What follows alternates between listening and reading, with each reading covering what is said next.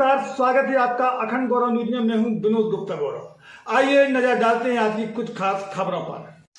5 अक्टूबर 2024 को हरियाणा विधानसभा चुनाव का मतदान संपन्न हुआ। 2 करोड़ 3 लाख से भी अधिक मतदाताओं ने अपने मताधिकार का प्रयोग किया। बड़ी संख्या में मतदाता घर से बाहर निकले और मतदान किया। मतदाताओं में त्योहार की तरह खुशी का माहौल देखा गया। बहुत से एंकर मतदान करके लौट रहे लोगों से मुद्दों की जानकारी लेते रहे ताकि एग्जिट पोल का आकलन प्रस्तुत किया जा सके। ज्ञातव्य है कि पहले चुनाव आयोग ने 1 अक्टूबर को मतदान कराने की घोषणा की थी, किंतु मतदान की तिथि बढ़ाने के लिए भारतीय जनता पार्टी का निवेदन स्वीकार कर आज मतदान कराने का फैसला किया। परिणाम 8 अक्टूबर को मतगणना के बाद घोषित किए जाएंगे।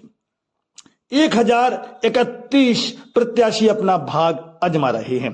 किसको विजय मिलेगी और किसको मात, 8 अक्टूबर को पता चल जाएगा। कांग्रेस ने सभी 90 विधानसभा सीटों में से 89, भाजपा ने 89 प्रत्याशी, आम आदमी पार्टी ने 88, सीपीएम ने 1 और जेजेपी 78 सीटों पर, इनमें से 76 सीटों पर अपने प्रत्याशी उतारे और 12 सीटें एएसपी को दी हैं। इनेलो को 51 सीटों पर और बसपा ने 35 सीटों पर अपने प्रत्याशी चुनाव मैदान में उतारे हैं। कांग्रेस के 36 बागी, भाजपा के 33 बागी उम्मीदवार भी चुनावी अखाड़े में उतरे हैं। 464 निर्दलीय उम्मीदवार भी चुनाव मैदान में अपनी किस्मत आजमा रहे हैं। 5 सीटें हाई प्रोफाइल सीटें हैं, जरा उन पर भी नजर डाल लेते हैं। अंबाला कैंट से भाजपा के टिकट से अनिल ब्रत चुनाव लड़ रहे हैं।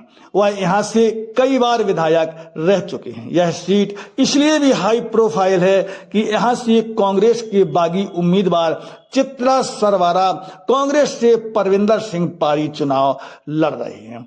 डब्बाली से देवीलाल के परपोते दिग्विजय चौटाला जेजेपी के टिकट पर चुनाव लड़ रहे हैं।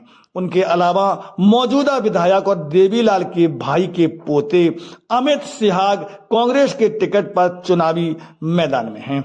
जुलाना सीट पर पूरे देश की नजरें टिकी हुई हैं, जहां से कुश्ती खिलाड़ी विनेश फोगाट कांग्रेस के टिकट पर चुनाव लड़ रहे हैं। भाजपा के टिकट पर एयर इंडिया के कैप्टन योगेश बैरागी चुनाव लड़ रहे हैं।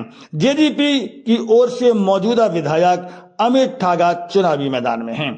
तोसीम सीट, भिवानी की तोसीम सीट पर बंसीलाल के पोते और पोती आमने सामने हैं। यह सीट बंसीलाल की पैतृक सीट मानी जाती है। बीजेपी के टिकट पर किरण चौधरी की बेटी श्रुति चौधरी चुनाव लड़ रही हैं। दूसरी तरफ कांग्रेस ने श्रुति चौधरी के ताऊ के बेटे यानी कि श्रुति चौधरी के भाई अनुरुद्ध चौधरी को चुनाव मैदान में उतारा है।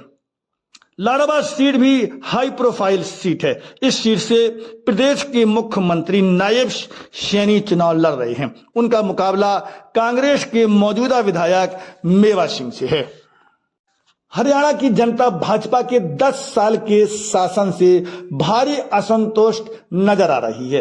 किसान, पहलवान और अग्निवीर जैसे मुद्दे भाजपा को नुकसान पहुंचा रहे हैं। महंगाई, बेरोजगारी के कारण नौजवानों में नशे की बढ़ती प्रवृत्ति जनता की नाराजगी का कारण है। एंटी कन्वेंसी फैक्टर भी भाजपा को नुकसान पहुंचा रहा है।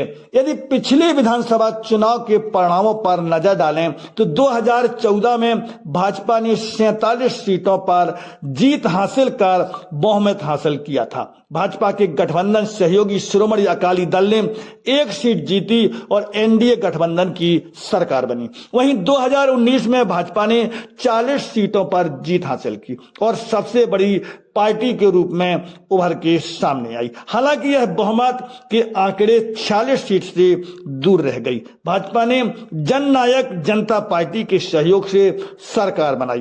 कांग्रेस ने मजबूत प्रदर्शन कर 31 सीटों पर जीत हासिल की। 27 अक्टूबर 2019 को मनोहर लाल खट्टर दूसरी बार हरियाणा के मुख्यमंत्री बन गए। जननायक जनता पार्टी के प्रमुख दुष्यंत चौटाला राज्य के उप मुख्यमंत्री बने। 2014 के विधानसभा चुनाव की अपेक्षा 2019 में भाजपा को 7 सीटें कम मिली थी। वहीं कांग्रेस ने 2019 में अपनी सीटों को दुगना से अधिक कर लिया।